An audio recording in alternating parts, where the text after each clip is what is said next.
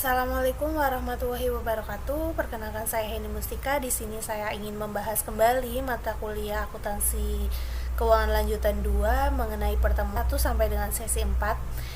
Pada sesi 1 dilakukan pembahasan mengenai penggabungan badan usaha, yang mana menurut standar akuntansi keuangan, penggabungan usaha adalah penyatuan dua atau lebih perusahaan yang terpisah menjadi satu entitas ekonomi karena satu perusahaan menyatu dengan perusahaan lain atau memperoleh kendali atas aktiva dan operasi perusahaan lain yang dilatar belakangi oleh investasi yang menguntungkan, mendapatkan kendali atas perusahaan lain, memasuki pasar baru melalui perusahaan yang sudah menguasai pasar, memastikan pasokan bahan baku lain, memastikan output produksi bagi pelanggan, diversifikasi usaha, ukuran perusahaan, mendapatkan teknologi baru, mengurangi tingkat persaingan, dan mengurangi resiko.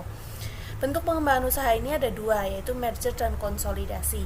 Merger adalah penggabungan satu perusahaan, hanya ada satu perusahaan yang bergabung dan perusahaan lainnya akan dibubarkan. Sedangkan konsolidasi merupakan penggabungan kedua perusahaan yang dibubarkan serta aktiva dan kewajibannya akan dipindahkan pada perusahaan yang baru dibentuk.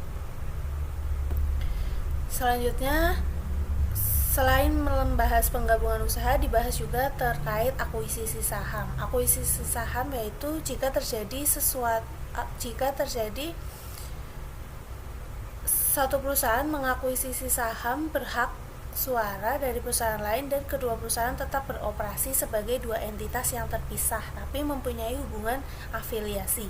Karena tidak ada perusahaan yang dilikuidasi, perusahaan pengakuisisi memperlakukan kepemilikannya di perusahaan yang diakuisisi sebagai investasi. Dalam akuisisi saham, perusahaan pengakuisisi tidak perlu mengakuisisi seluruh saham milik perusahaan yang diakuisisi untuk memperoleh kendali. Hubungan yang timbul dari akuisisi saham disebut hubungan induk dan anak perusahaan. Induk perusahaan adalah perusahaan yang mengendalikan perusahaan lain yang disebut sebagai perusahaan anak. Biasanya melalui pemikiran mayoritas di saham biasa. Selanjutnya, pembahasan terkait metode akuntansi dan pelaporan. Di sini ada purchase goodwill, pooling of interest. Purchase itu mengakui adanya goodwill dengan nilai goodwill sebesar selisih dari harga beli dan harga wajar aktiva dan kewajiban yang diakuisisi. Sedangkan goodwill itu dipandang sebagai semua faktor yang menyebabkan perusahaan dapat memperoleh laba di atas rata-rata. Sebagaimana aktiva lainnya, goodwill dinilai berdasarkan biaya perolehan awalnya dari pembeli jika dapat secara objektif ditentukan. Sedangkan pooling of interest, penggabungan kepemilikan yang tidak mengakui adanya goodwill karena tidak ada harga beli, hanya nilai buku yang dibawa atau diakui. Pada tahun 2001, FASB mengeluarkan statement nomor 141 bahwa menghapuskan metode penggabungan kepemilikan sehingga semua metode penggabungan usaha menggunakan metode pembelian. Dalam penentuan harga beli, pembeli memperhitungkan seluruh biaya perolehan sehubungan dengan akuisisi aktiva bersih atau saham perusahaan lain sebagai bagian dari harga beli. Terdapat 3 jenis biaya yang dapat timbul dari penggabungan usaha, yaitu biaya langsung, biaya pengeluaran efek, biaya tidak langsung, dan umum. Contoh biaya langsung seperti imbal jasa bagi penemu, akuntan, hukum, dan penilaian. Contoh biaya pengeluaran efek, biaya pendaftaran efek, audit, dan hukum sehubungan dengan pendaftaran saham dan komisi pialang. Untuk biaya tidak langsung dan umum, contohnya seperti biaya gaji.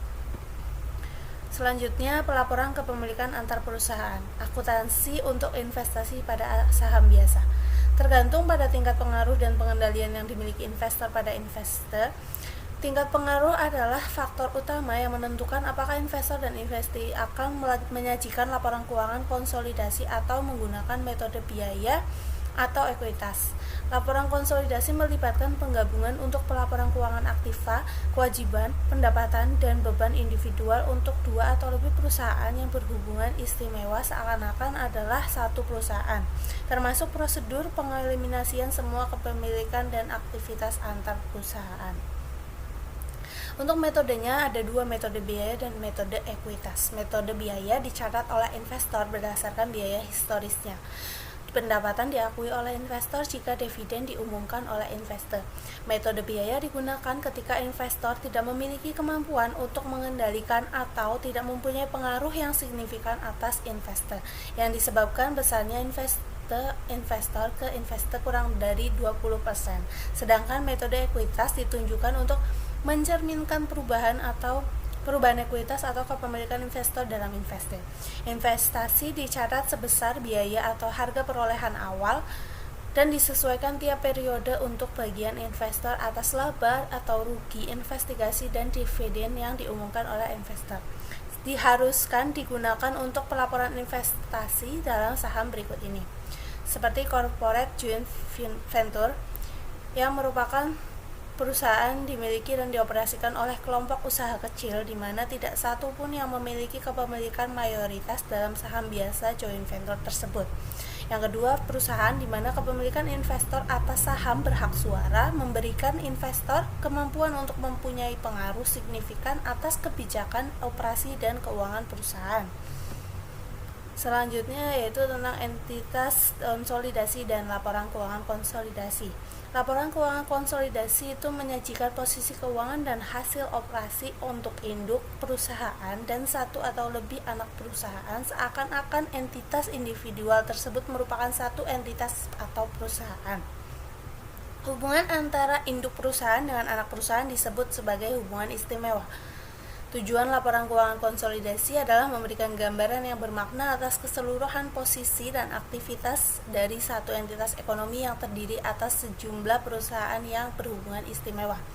Konsolidasi diharuskan jika satu perusahaan memiliki mayoritas saham beredar dari perusahaan lain. Kegunaan laporan keuangan konsolidasi yaitu memberikan gambaran yang jelas tentang total sumber daya perusahaan, hasil gabungan di bawah kendali induk perusahaan kepada para pemegang saham, kreditor, dan penyedia dana lainnya.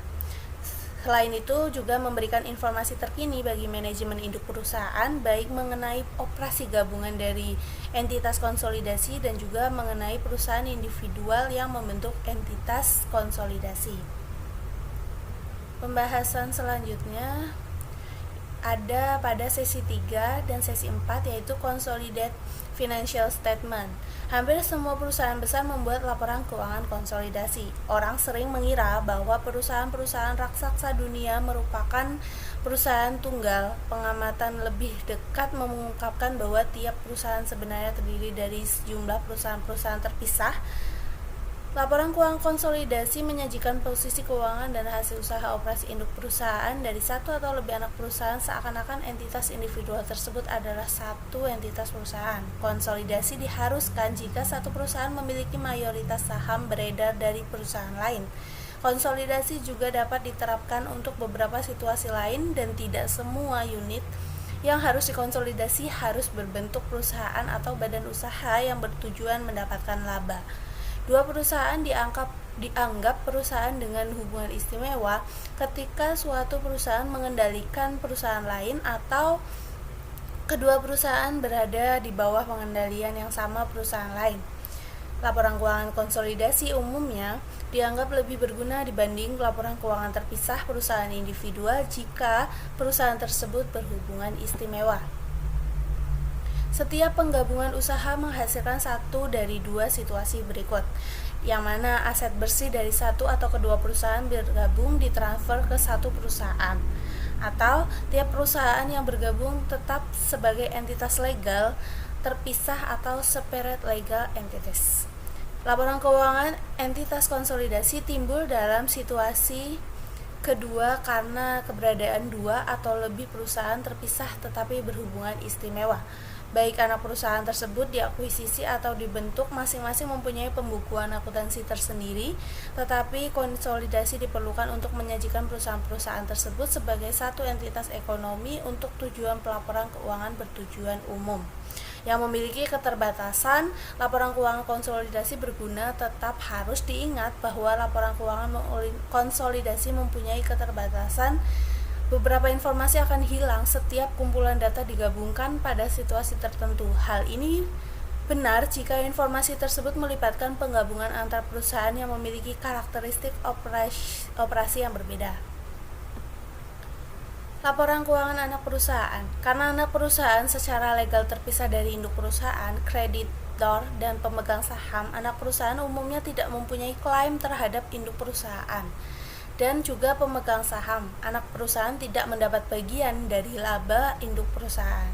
Karena itu, laporan keuangan konsolidasi biasanya hanya mempunyai sedikit gunaan untuk mereka yang berkepentingan untuk memperoleh informasi tentang aset, modal, atau laba individual anak perusahaan. Bagaimana pandangan tradisional mengenai pengendalian? PSAK 65 menyatakan bahwa laporan keuangan konsolidasi biasanya diterapkan untuk sekelompok perusahaan ketika salah satunya memiliki pengendalian atas kepentingan keuangan di perusahaan lainnya. Dinyatakan juga bahwa kondisi umum untuk pengendalian atas kepentingan keuangan adalah kepemilikan berhak suara mayoritas. PSAK 65 yang mengharuskan konsolidasi semua anak perusahaan yang mayoritas sahamnya dimiliki oleh induk perusahaan. Less than majority ownership. Walaupun kepemilikan mayoritas umumnya adalah cara utama untuk mendapatkan pengendalian suatu perusahaan, dapat mengarahkan kebijakan operasi dan keuangan perusahaan lain dengan kepemilikan kurang dari mayoritas seperti jika kepemilikan saham yang lain tersebar. PSAK 65 tidak melarang konsolidasi dengan kepemilikan kurang dari mayoritas, tetapi konsolidasi seperti itu jarang ditemui dalam praktek. Pengendalian tidak langsung merupakan pandangan tradisional dari pengendalian, termasuk pengendalian langsung ataupun tidak langsung. Pengendalian langsung biasanya terjadi jika satu perusahaan memiliki mayoritas saham biasa perusahaan, dan pengendalian tidak langsung terjadi jika saham biasa suatu perusahaan dimiliki oleh satu atau lebih perusahaan yang semuanya dalam pengendalian bersama. Berikut gambaran umum proses konsolidasi. Proses konsolidasi menambahkan secara bersama-sama laporan keuangan dari dua atau lebih perusahaan legal yang terpisah, menghasilkan satu kumpulan laporan keuangan. Laporan keuangan terpisah dari perusahaan-perusahaan tersebut ditambahkan bersama-sama setelah beberapa penyesuaian dan eliminasi untuk menghasilkan laporan keuangan konsolidasi. Penyesuaian dan eliminasi terkait dengan transaksi dengan kepemilikan antar perusahaan. Walaupun perusahaan individual dalam entitas konsolidasi dapat melaporkan penjualan dan piutang atau utang satu sama lain, entitas konsolidasi secara keseluruhan harus melaporkan hanya transaksi dengan pihak di luar entitas konsolidasi dan piutang dari atau utang kepada pihak eksternal. Sekian review sesi 1 sampai dengan 4 oleh Heni Mustika. Terima kasih banyak.